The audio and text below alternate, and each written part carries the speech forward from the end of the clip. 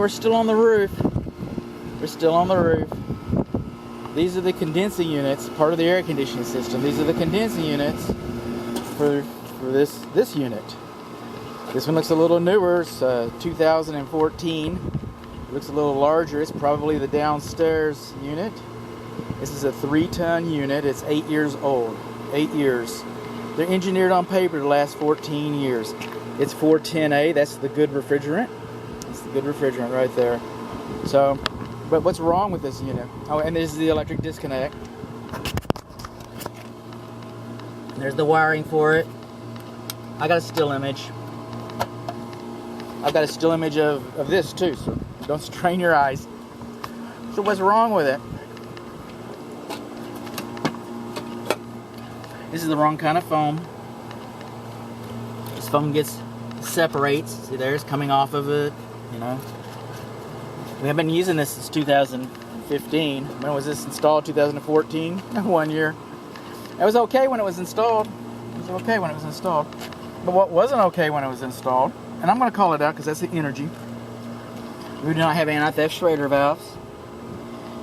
But this unit is larger, probably because it has more coils. It could use a smaller compressor and more coils. It's becoming more energy efficient. It's running the R10, the 410A.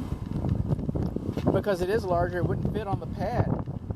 They should have brought a foundation pad up here that fits underneath this system. This system does not fit on its foundation pad properly. Here's the other condensing unit. Here's the wiring for it.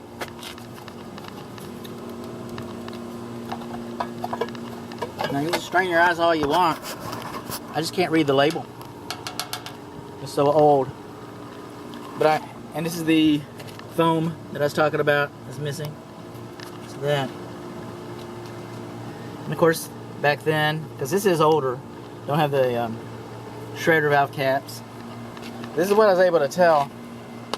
And it's limited, but it's at least 14 years old. This equipment's engineered on paper to last 20. It might last 35. But Las Vegas is going to give you 14 years. 14 years is about what they last. After 14 years, this unit is basically giving you everything that's anybody expected it to do.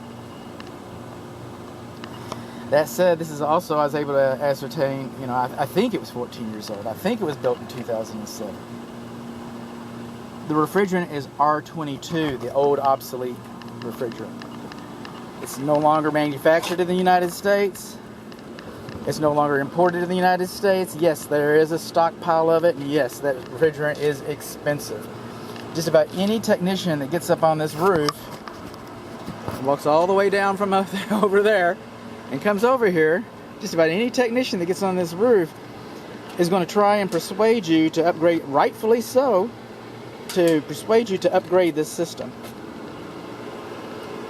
It's already inefficient based on its age.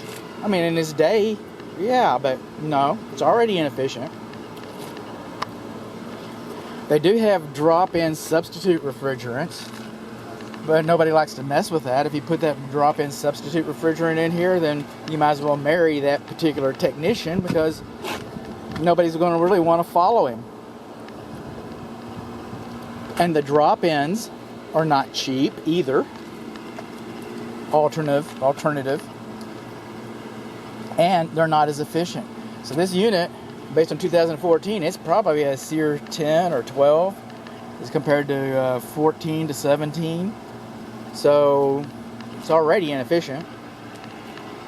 And you drop it down 10 to 30% less efficient, and then it's, yes, it will cool. That's what you hear from the Texas Real Estate Commission.